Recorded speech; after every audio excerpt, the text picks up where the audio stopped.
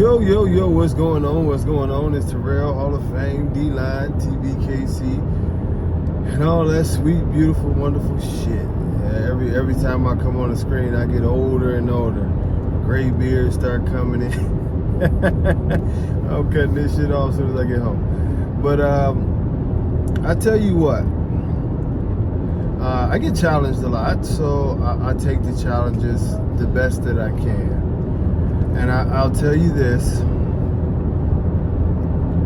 one is one I can talk about on my own. As many of you know, I am a weightlifter. I love heavy weight. And now that I'm in my 40s, heavy weight doesn't work as good for me. After a drunk person decided to hit me in the head-on collision and injured my spine, it really doesn't work. Considering that all of about 2 months later, another drunk sideswiped me doing 70 miles an hour and jarred my spine, I'm even better off with this. But I feel great now. I don't even feel that stuff anymore after all of those months of therapy. But I'll say this,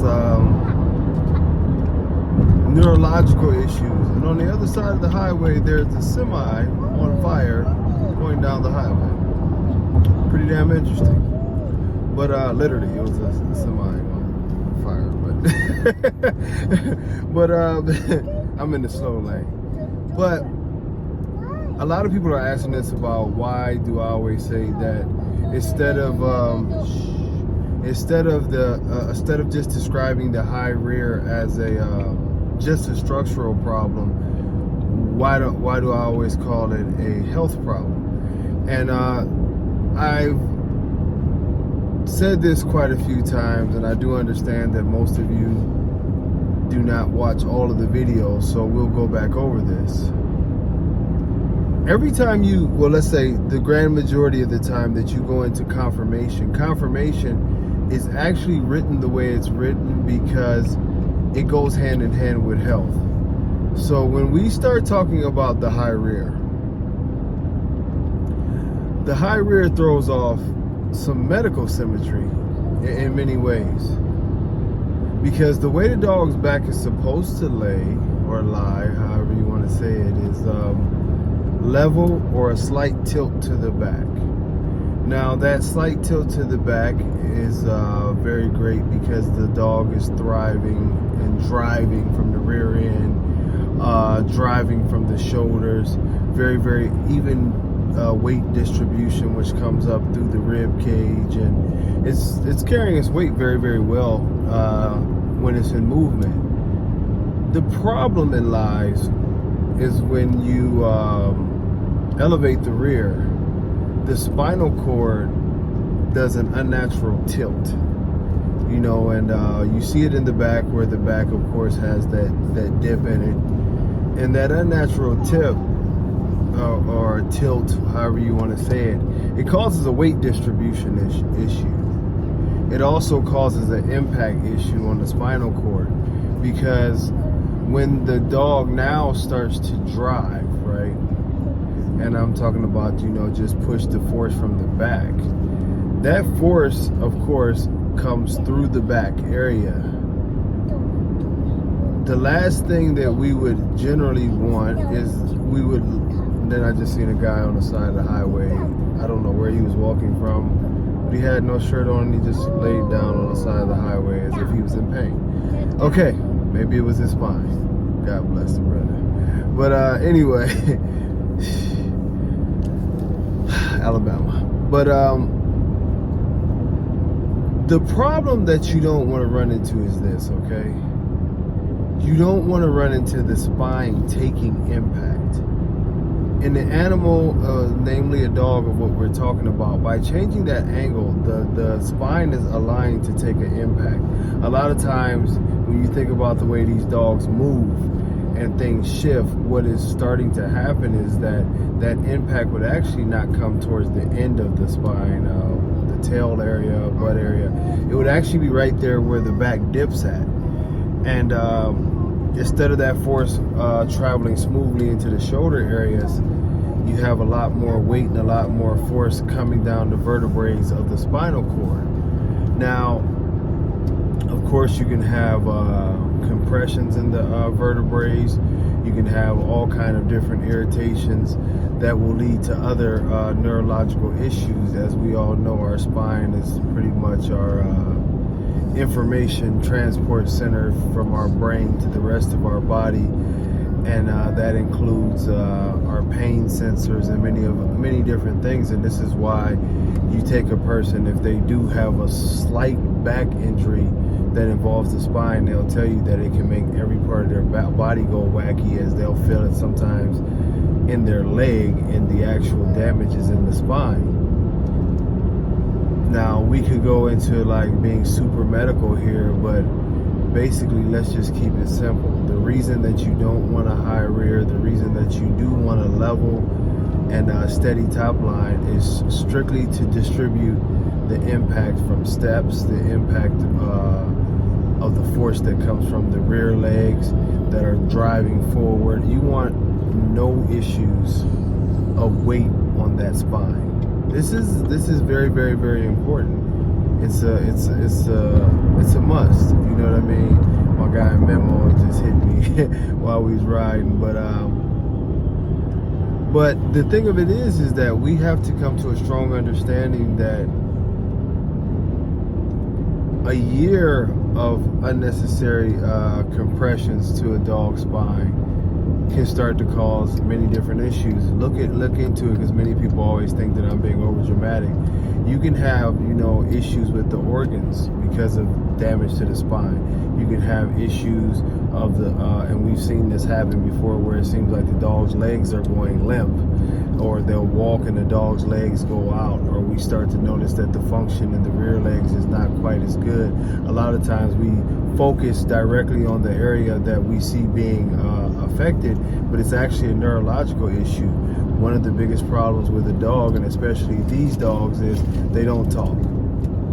And since they don't talk, they can't tell you about the pain and the things that they're feeling. We can only go by the symptoms. And a lot of times we'll get symptoms all over the body, and it's actually a neurological issue that's very, very hard to diagnose, because we're looking for soft tissue, ligament, and other issues going on in those certain areas. And a lot of people are starting to find out now that doing chiropractic work with dogs helps out when the dog's legs are going bad. I don't know if y'all been seeing some of these chiropractic adjustments on dogs when the dogs are having, especially in older age, and it's not talking about bullies, but all dogs, when they when they seem to be a little moving a little bad, when they get older, or losing strength in their hind legs. Some of the results are absolutely amazing. Allergy issues, sinus issues, all issues that go along with the body. They're using a lot of chiropractic work and adjustments of the spine. So this is one of the reasons why I'm a very, very big stickler on this, and it goes back to my college days when I got a great understanding of the importance of the spine. That's not to say that a dog can't have a high rear and a bad top line and live a nice, long life, healthy life.